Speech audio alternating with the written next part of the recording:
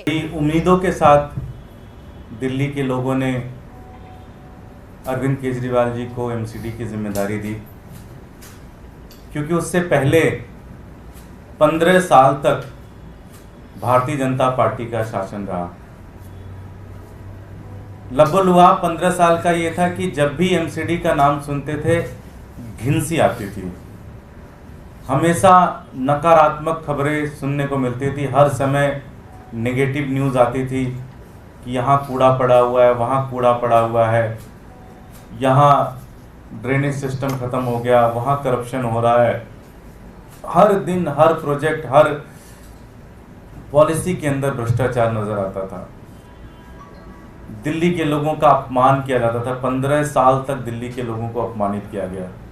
लोग दर दर की ठोकरें खाते थे कि अगर उनके घर, अपने घर के सामने का कूड़ा भी हटवाना पड़ता था तो लोग दर दर की ठोकरें खाते थे। 15 साल की गंदगी साफ करने में बड़ा समय लगता है, और जिस तरह से एक एक करके एक एक डिपार्टमेंट को ख़त्म किया गया, सफाई कर्मचारी से लेके किसी भी कर्मचारी को तनख्वाह नहीं मिलती थी। 6-6, 8-8 महीने, 10-10 महीने तक, कभी संसद भवन में तो कभी रामलीला मैदान पे लोग धरने पे बैठते थे। एक साल के अंदर बहुत कुछ बदला है। अब एमसीडी से पॉजिटिव न्यूज़ आती है, अब अच्छी खबरें सुनने को मिलती है। अब सुनने को मिलता है कि तनख्वाह टाइम पे मिल रहा है, पहली तारीख को तनख्वाह मिल रहा है। अब सुनने को मिलता है कि 1 लाख से ज़्यादा कंप्लेन रिजॉल्व किए गए। अब सुनने को मिलता है कि अगर आपके घर के सामने कूड़ा है, आपकी गली में कूड़ा है, तो बस आप अपने एक छोटा सा कंप्लेन डालो, 2 घंटे के अंदर वो साफ हो जाता है। अब नई नई पॉलिसीज आ रही हैं, अब नई नई चीज़ें आ रही हैं। रोड बनाने का काम हो रहा है, लगभग 3000 से ज़्यादा रोड एमसीडी के बनाए जा रहे हैं, जो आज तक कभी नहीं बनाए गए। इसी तरह से गलियों को साफ किया गया, ड्रेनेज सिस्टम बनाने की कोशिश की जा रही है। तो एक ओवरऑल हर जगह पहली बार एमसीडी का बजट प्रॉफिट में आना स्टार्ट हुआ है। नहीं तो आज तक बजट हमेशा निगेटिव में रहता था। पहली बार हमने 1000 करोड़ से ज़्यादा प्रॉफिट दिल्ली के एमसीडी के बजट में किया, मात्र 1 साल के अंदर किया।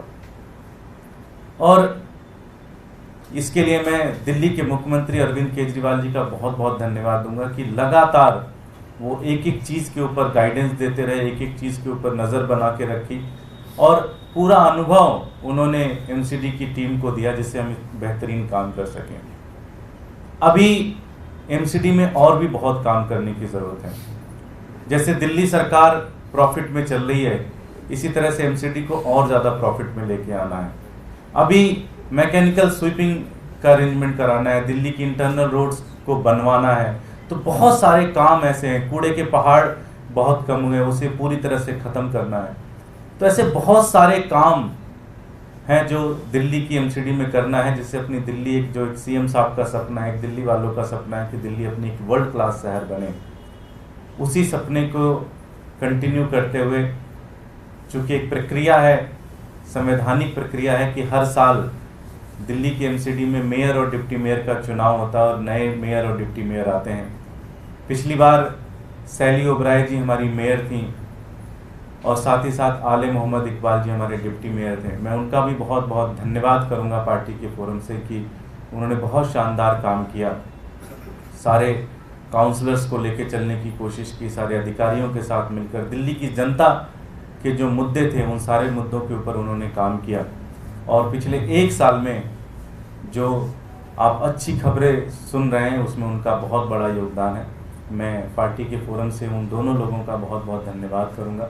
साथ ही सभी काउंसलर्स का जो दिन रात मेहनत कर रहे हैं, दिन रात काम कर रहे हैं, लगातार अपने क्षेत्र में एक्टिव हैं, लगातार हर दिन कोई ना कोई मुद्दा लेके हमारे पास आते हैं, मेयर के पास जाते हैं, पार्टी के फोरम में आते हैं कि हमारे वार्ड में ये कमियां हैं, इसको ऐसे ठीक कराइए, कमिश्नर साहब से मिलते हैं।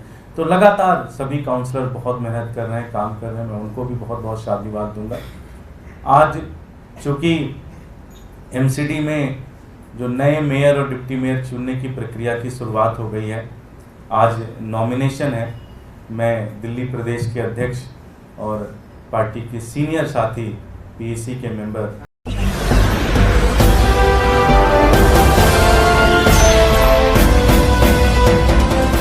आप देख रहे हैं लाइव न्यूज 9 99 राष्ट्र सबसे पहले।